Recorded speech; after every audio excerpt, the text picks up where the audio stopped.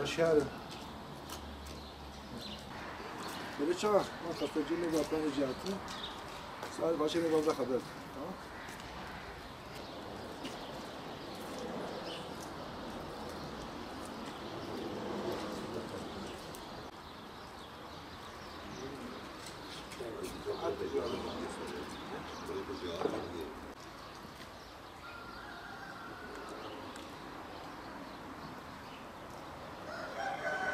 ساعات دوني وازارو دين مكرن جوا عاقر قلتي عربي أمرابونا تش نايخ يعني صادر ما عاقر ما طفان ديه ما خلا داية بيدري داية emniyet teşkilatiyatiye fotoğraf mutavi çekmiş kinne uçma emniyeti tutanakı kamerur daye gerekin çiftçi zaten emniyet teşkilatı gerekin neyse zaten yapacak.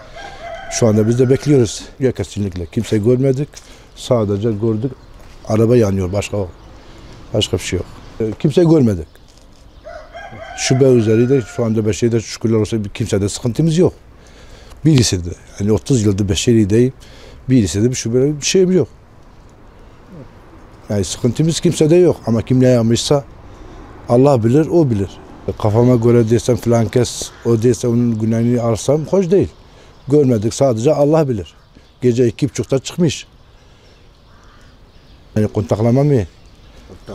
Yani öyle görünüyor. Şu anda yani benim şubem kontaklamadır. Başka bir şey yok. Yani araba sıfırdır.